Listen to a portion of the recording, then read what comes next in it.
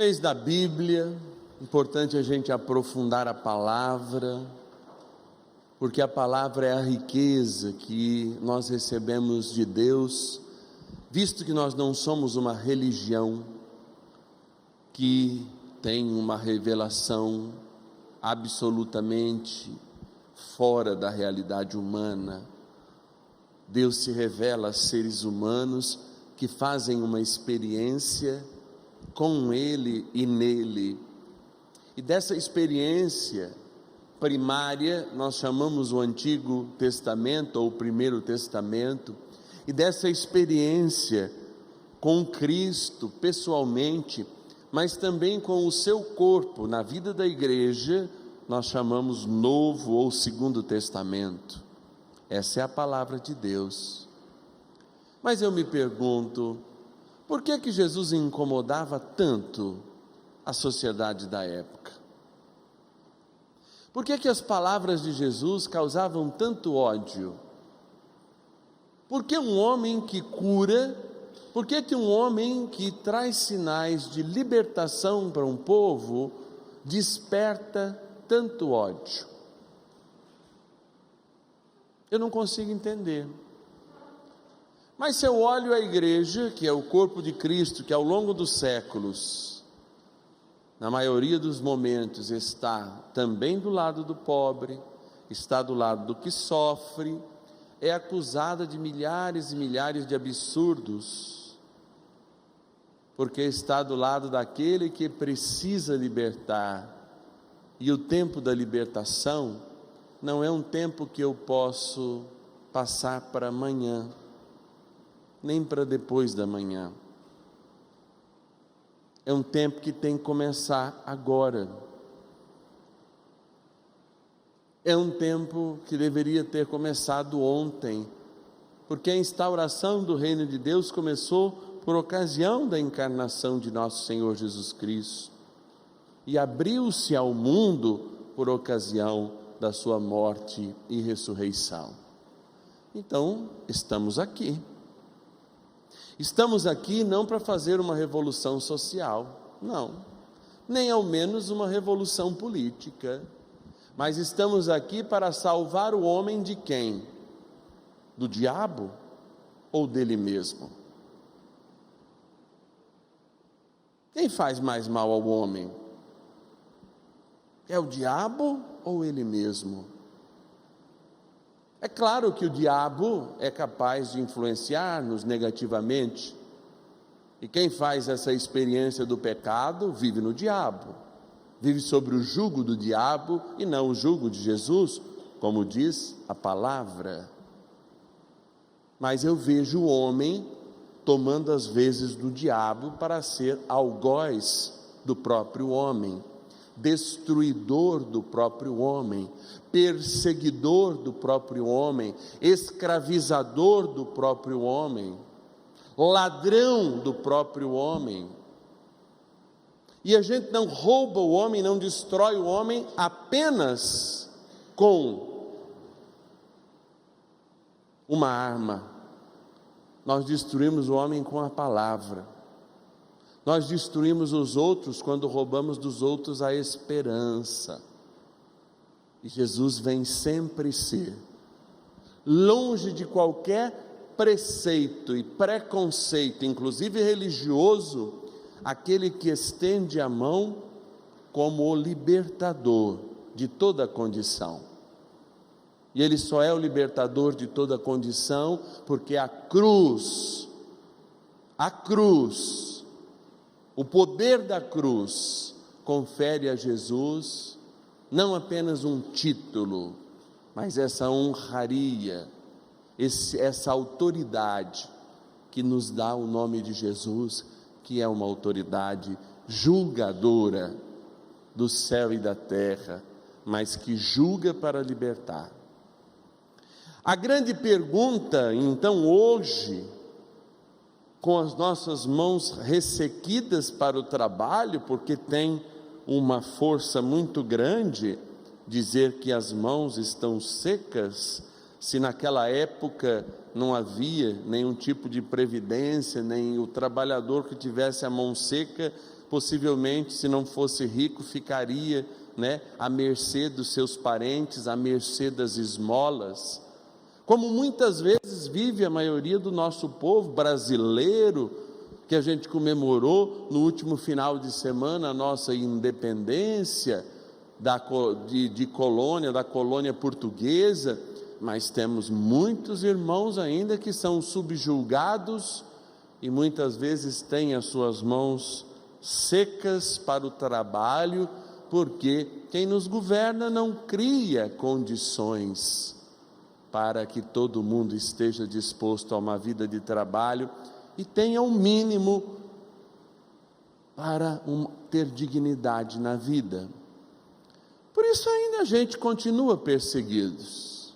Sim, perseguidos por mentes vazias, perseguidos por mentes preenchidas pelos verdadeiros diabos, que são vestidos de lobo hoje, e que ainda são aqueles que não permitem a libertação do povo, a cura do povo.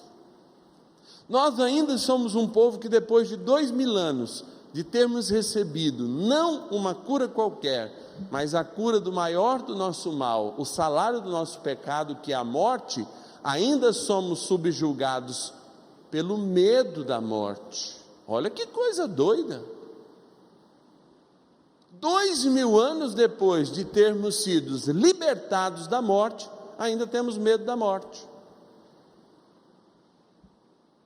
Qual será esse homem e esta mulher que tem medo da morte, sendo que a morte para nós é graça?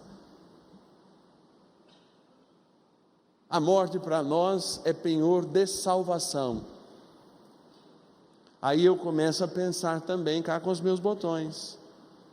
Nós temos medo da morte porque não correspondemos à salvação que Deus me deu.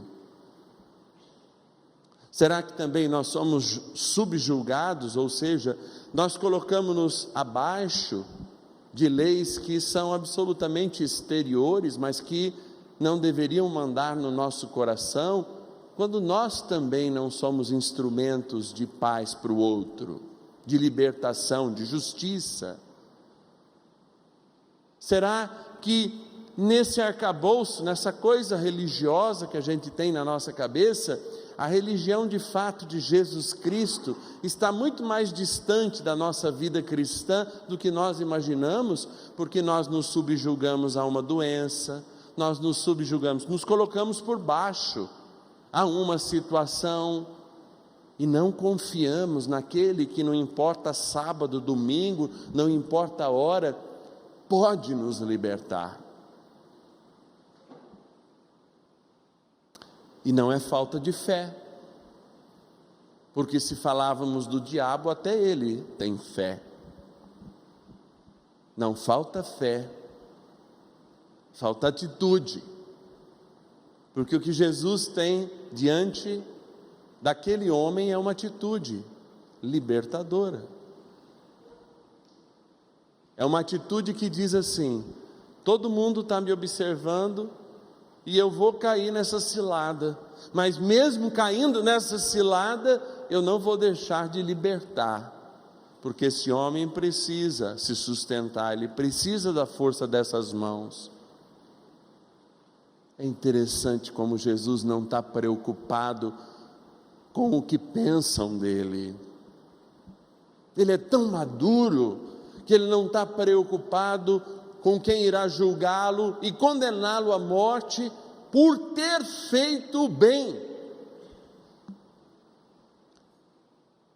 por ter sido um profeta ao seu tempo, um pastor ao seu tempo, um sacerdote ao seu tempo, e eu diria, um cristão ao seu tempo.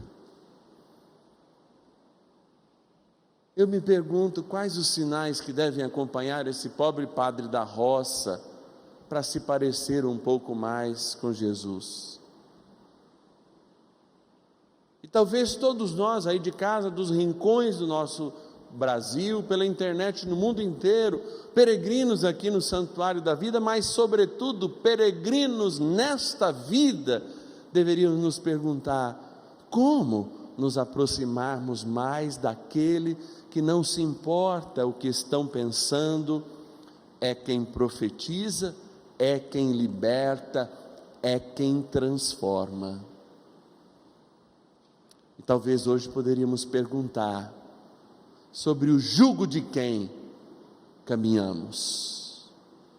O jugo do nosso libertador, da nossa esperança, do Senhor das nossas vidas, ou o jugo do mundo, que nos torna cabisbaixos, medrosos, inconsequentes, maledicentes, orgulhosos e, portanto, longe daquele que cura inclusive as nossas mãos, não para que ela cruze os nossos braços, mas para que ela esteja estendida para o trabalho e para aqueles especialmente que contam com a nossa mão como um milagre para se levantarem da depressão, para se levantarem do pecado, para se levantarem da morte, para se levantarem do câncer, para se levantarem e mesmo